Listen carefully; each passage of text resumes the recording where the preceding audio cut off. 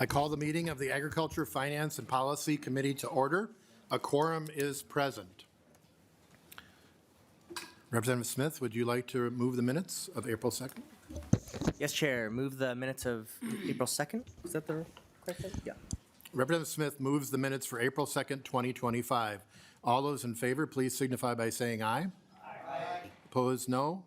The motion prevails. The minutes are adopted.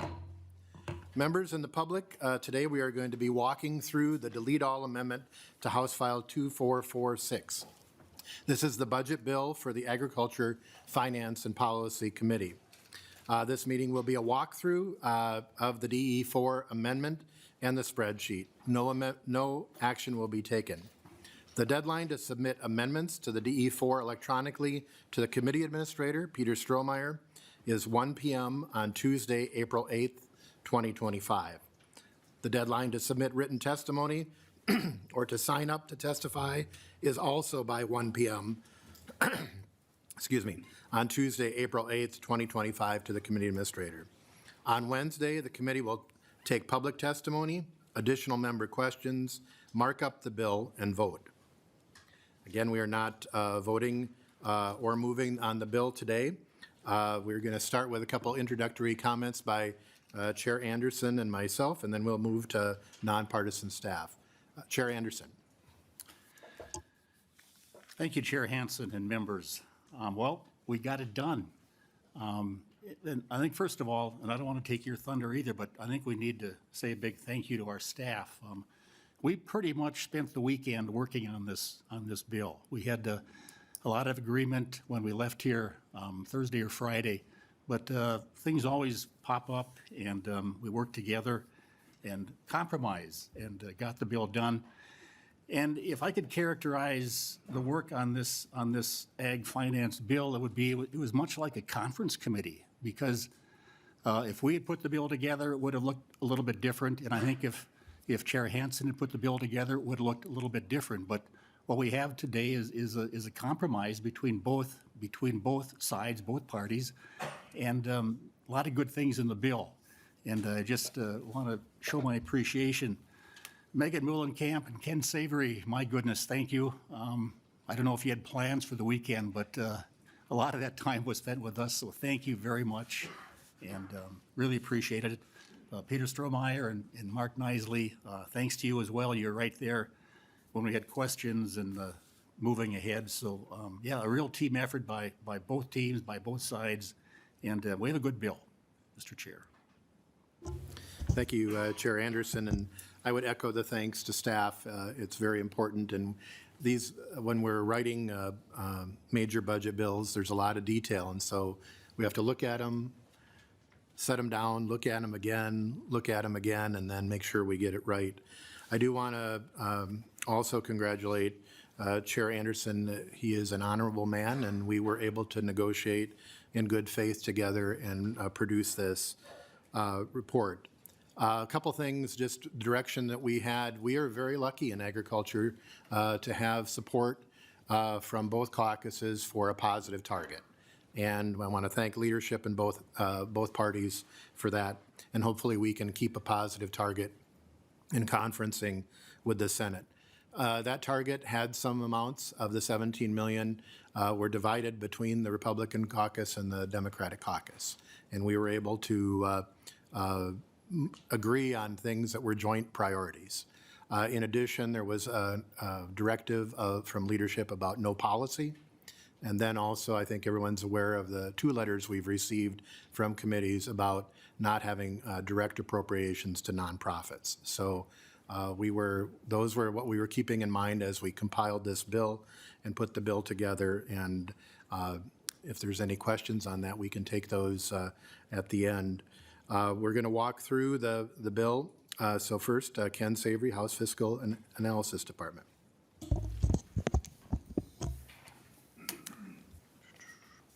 Chair and members, for the tape, Ken Savory, nonpartisan House Fiscal. I'll be speaking today from a document in your packets. It's a fiscal spreadsheet. On the upper right-hand corner, it'll say updated on 4/7/2025 at 8:57 a.m. And on the left-hand side corner, upper corner, you'll see it references House File 2446, the DE4 amendment, which is the amendment that is also in your packets. I'll be going over the changes that were in the DE4 as compared to base. These could be appropriations that were modified or new appropriations entirely or appropriations that were changed upwards or downwards. We'll start with the change items for the Protection Services Division of the Department of Agriculture, which is line 34. It contains an operating adjustment, which is identical to the governor's ask. It's $1,344,000 in FY 26-27 and $1,848,000 in FY 28-29. Before I get too far ahead, just a refresher, the DE amendment columns are columns O through W on the right-hand side. The second change item is for county ag inspectors. This is a new appropriation of $1.5 million in FY 26-27, and then the identical amount in FY 28-29. Line 36 is an appropriation for a biosolid and sewage sludge technical eval panel. It's $100,000 only in the first year. Line 37 is a study of the Olmsted County Soil Health Program. It's $100,000 in the first year. Line 39 is additional appropriations to the meat inspection program at the department. It's $1,700,000 in FY 26-27, and an identical amount in FY 28-29. Line 40 is an appropriation for restricted use pesticide plan updates. It's $150,000 in the first year. Line 41 is the biofertilizer innovation and efficiency program. It's $1,217,000 in FY 26-27, and then $2.1 million in FY 28-29. Line 42 is an increase to the wolf compensation program of $236,000 in FY 26-27, and then $236,000 in 28-29. Line 43 is an increase to the elk crop damage compensation of $250,000 in the first biennium and $250,000 in the tails. Line 44 is an identical governor's item related to a reduction in appropriations to the soil health equipment grants. It's $640,000 negative in FY 26-27, and the identical amount in the tails. The total change items for protection services is on line 48, and that's $5,957,000 in the first biennium, and then $6,994,000 in the tails.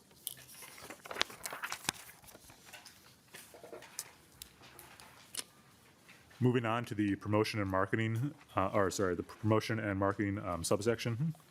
We'll see on line 94 and 95 are two change items. The first one is on line 94. It relates to a reduction of the previous appropriation in FY 25 for the green fertilizer production facilities. This is an identical $3 million reduction that was carried by the governor's bill. Line 95 is an appropriation for farm safety, health, and wellness. It's $200,000 in FY 26-27, and then also as a base appropriation in FY 28-29 to set up the tails in a future biennium. Flipping the page once more to page 3, our change items related to Agri. The first change items are on lines 38 and 39. It's an extension of the previous Agri appropriation that would have expired, and so this just allows the appropriation in FY 25 to be moved forward into a future biennium. Line 141 is an increased appropriation to the Farm to School and Early Childhood Child Care Program. It's $2 million above the base in FY 26-27, and then $2 million in FY 28-29. Line 146 is the new Agri program called Agri Works. It's $850,000 in 26-27, and then $732,000 in FY 28-29. Line 147 is for the Agri Support Program. It's $1,853,000 in the first biennium and $1,730,000 in the tails. Then on line 148 is a reduction to the Dairy with an I program that was in the previous Agri, but is still available. It's a reduction of $500,000. Line 149 is the livestock protection grant, which is specified for avian influenza that was carried in a previous supplemental bill. You'll see in the 26 and 27 columns that the numbers there of $225,000 a year are brackets. Those are this appropriation is being carved out of the existing agri base. And then the appropriation is sustained by additional dollars of $450,000 in 28 and 29.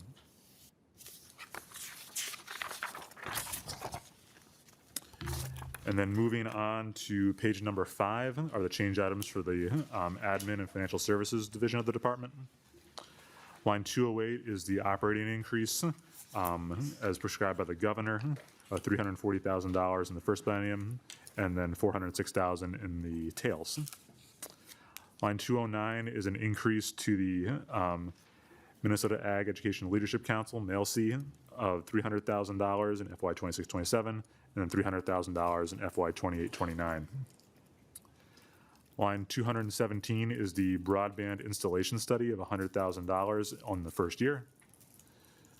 Line 218 is for the local food purchasing assistance program. It's $2 million in the first biennium and $2 million in the tails. Line 219 is a deletion of the appropriation to Second Harvest Heartland. It's $3.4 million in 26 and 27, and then the identical amount in the tails. Line 220 is a new grant program regarding surplus milk. It's $1.7 million in FY 26-27, and the identical amount in 28 and 29. Line 221 is a deletion of the Southern Minnesota Initiative Foundation appropriation. It's negative $50,000 in FY 26 and negative $50,000 in FY 28-29. Line 223 is a deletion to the Climate Implementation Coordinator. It's a deletion of $300,000 in FY 26-27, and then the identical amount in 28-29. Line 224 is the Farm Down Payment Assistance Grants Program. It's $100,000 of additional funding in 26 and 27, and then $800,000 of additional funding in 28 and 29. And then line 225 is $3.1 million for the Dairy Processing Wastewater Assistance for First District Association. It's only in the first year and does not carry into the tails. And Chair and members, that completes the Department of Agriculture. We'll move down a few lines to change items for the Board of Animal Health. You'll see on line 261 an operating adjustment of $714,000 for the Board of Animal Health in both 26 and 27, and then an identical amount in 28 and 29.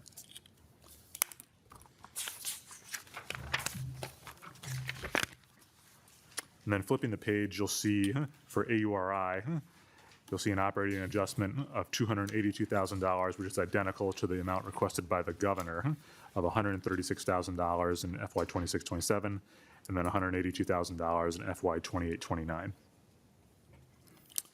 28-29.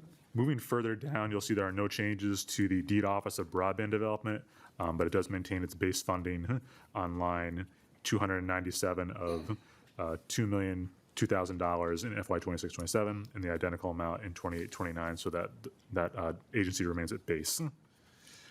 Moving on to some of the transfers that occur in the bill.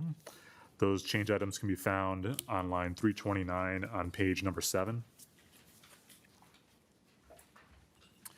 The first one is an increase in the tails to the FBM program under the AGREET program for MALC. It's $1.5 million in FY 28-29. On line 330 is an AGREET general base increase that occurs in FY 28 and 29 of $542,000. Line 331 is a new appropriation for AGREET, which is related to prion research. It's $347,000 and only occurs in the first year of the biennium. Line 332 is an additional appropriation or additional transfer that would go into the pollinator account. It's $53,000 and only occurs in FY 26. Line 333 is a transfer to the University of Minnesota regarding heritage oilseed research. It's $250,000 each fiscal year in 26 and 27, and then identical transfers occurring to the U of M in the tails. And then line 334 is a $4 million transfer that would occur from the general fund to the ag emergency account. And then my colleague, Ms. Mullenbeck, will go over the specific language details about that transfer and what can be done with the money. Chair and members, just general fund summary is on line 338. For the Department of Agriculture, they're receiving appropriations of $19,650,000 above the base in FY 26-27, and then $16,104,000 in FY 28-29. For the Board of Animal Health and AORI, it's those one change items that I previewed earlier. So it's $714,000 for the Board of Animal Health, and then AORI $136,000 in FY 26-27, and then $182,000 in the tails. Additionally, you'll see line 344, which is the revenue adjustments or carry forward, which is the combination of the reduction to the Dairy with an Eye program, as well as the reduction to the green fertilizer program. So you'll see that $3.5 million now counting as carry forward revenue in FY 26. And then you'll see on line 345 is the net impact of all those changes, including those cancellations and reappropriations. The committee's target you'll see in column S was $17 million in FY 26-27, and then in column W you'll see the same amount of $17 million as well. So the committee has met its target. And then chair and members, just lastly, flipping the page over, just to point out a few things. You'll see on line 372, these are the various transfers in to the various accounts that match up with the various transfers out that I talked about earlier. And then you'll see on the bottom of the page, beginning on line 401, this is an agri detail breakdown in terms of each individual carve out and available amount within agri as described by the bill. You'll see that there are various changes related to farm to school, and then the changes related to agri works, agri support on line 412 and 413 respectively, and then also the additional dollars related to specified or related to livestock protection grants on line 414. I'll point out that there is no language within agri that requires an up to amount. These are all designations as prescribed by the bill. So the previous up to language is not included in this, and it remains as the language was introduced. And chair and members, that wraps up the walkthrough of the spreadsheet. Now I turn over to my colleague. Megan Mullenbeck, welcome.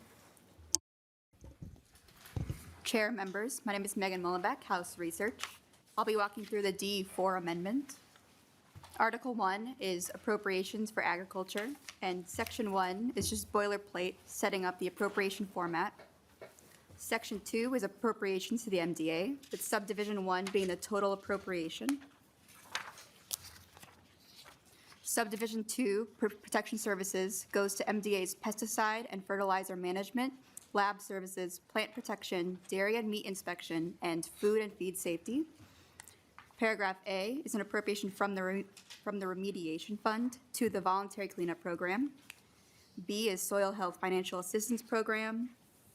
Paragraphs C and D are both Representative Burkle's bill, HF 271, for wolf and elk depredation that we heard on February 26th.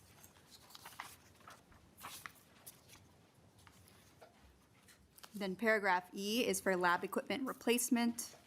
F is for meat and poultry inspection services. Paragraph G is Chair Anderson's bill, HF 39, that provides grants to counties for county ag inspectors that attend training and work with the MDA. Paragraph H appropriates money for Chair Anderson's biofertilizer innovation and efficiency program found in Article 2. Paragraph I appropriates money to the MDA to conduct a study with MPCA, MDH, the Met Council, and a technical panel of scientific experts on the effects of the land application of PFAS-contaminated biosolids. Paragraph J appropriates money to the MDA to evaluate the economic and environmental performance of Olmsted County's groundwater protection and soil health initiative that was discussed in Representative Smith's bill, HF 2916, that we heard last Wednesday. Paragraph K appropriates money to the MDA to update the restricted use pesticide plan to account for modifications made in the policy article. And then L is an operating increase. Subdivision 3 appropriates money to MDA's Ag Marketing and Development Division. Paragraph A is for Dairy Development and Profitability Enhancement Program. B is for the cost share payments for the cost of organic certification. Paragraph C is Chair Anderson's bill HF 1702 that we heard on March 5th that supports mental health outreach and farm safety. Then the rest of page 7 to the top of page 13 is the appropriation to Agri, with clause 1 being for county fairs, clause 2 going towards the advanced biofuel production incentive, renewable chemical production incentive, biomass thermal production incentive, and siting production incentive. Clause 3 is Chair Anderson's bill HF 43 that we heard on March 3rd for biofuel infrastructure grants. And members may note that the agency's increased to 20 retail sites as the max threshold for these grants. Clause 4 is for meat, poultry, egg, and milk processing. Clause 5 is the Farm to School and Early Care Program rider that we discussed last Wednesday. Notably, this is the department's language that doesn't have the same eligibility requirements as Representative Vang and Nelson's bills. Clause 6 is for urban ag. 7 is for the Good Food Access Program. Clause 8 is for co-op development grants. 9 and 10 are Chair Hansen's bill HF 2579 that we heard on March 26th that creates the Agri Works and Support Programs to oversee a competitive grant process. Clause 11 is for installing measures to prevent transmission of avian influenza, such as the lasers that we saw pictures of on March 5th. Subdivision 4 is for agency admin and financial assistance. Paragraph A is for county and district ag societies. B is for MailC. C is for the Farm Down Payment Assistance Grants. Paragraph D was previously part of the Second Harvest Grant Rider, but now directs the MDA to use this money for milk distribution for food shelves. E is for a grant to Region 5. Paragraph F is for the Emerging Farmers Office. G is the operating increase. H is for Farm Advocate Services. Paragraph I goes to First District for their wastewater pretreatment project that we heard on February 10th. Paragraph J is Representative Lee's bill, HF 2102, that we heard on March 19th, that creates a local food purchasing grant program. Paragraph K appropriates money to the MDA to award a competitive grant to conduct a study to look into causes for the incorrect marking of installing broadband infrastructure. Section 3 appropriates money to the Board of Animal Health, and Section 4 funds AURI, and both of these sections have operating increases. Section 5 is transfers to the University of Minnesota and to MDA accounts in the Ag Fund and Special Revenue Fund. Paragraph A is for the Ag Emergency Account, $2 million of which is unencumbered, and the other $2 million may be used for bird flu monitoring purposes that Chair Hansen has brought as an amendment on March 5th and 19th. Paragraph C is a transfer to the Pollinator Research Account. D is for the Minnesota Grown Account. E is the Agreed transfer, which includes the Agricultural Experiment Stations Ag Rapid Response Fund, research on avian influenza, grants to MailC, potato research, Forever Green, wild rice, North Central Research Outreach Center. And 8 is Chair Hansen's bill, HF 278, that we heard on March 26th, that funds prion research. Paragraph G is a similar heritage oilseeds and grains provision that was carried in Representative Vang's bill, 2023 Finance and Policy Bill, but provides base funding for this transfer.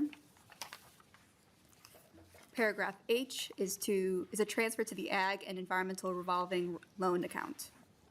Section 6 has 2 cancellations. A cancels $3 million from Green Fertilizer Program, and B cancels $500,000 from Dairy with an I. Notably, this has an effective date of the day following final enactment. Policy 2 is the policy article. Section 1 increases the max farm down payment assistance grant to $20,000. Sections 2 through 4 are Representative Nelson's bill, HF 2667, that we heard last Wednesday, that exempts those that mix, load, and transport restricted use pesticides from being licensed as long as they are supervised. And Section 5 is Chair Anderson's bill, HF 2683, that we heard last Wednesday, and it includes a new requirement that MDA evaluate the environmental and economic outcomes of the program. Then the final article, Article 3, is for broadband, and Section 1 is just boilerplate, setting up the appropriation format, and Section 2 appropriates money to deed for the Office of Broadband Development.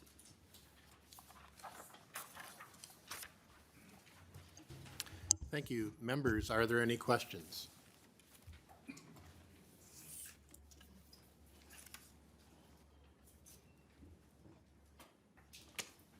Any questions? Representative Anderson, to close.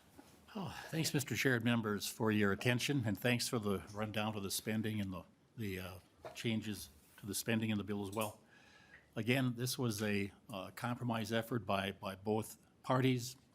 It's a good bill, and we will be looking forward to seeing any amendments that may come before Wednesday's meeting. But again, I want to thank everybody for their support, and also thank you, Mr. Chair, too. We worked pretty well together, and it was didn't really know what to expect, coming into a new situation like this with co-chairs to all of these committees. But it was kind of like a conference committee, and I think our bill turned out well. So thank you. Thank you. We are adjourned.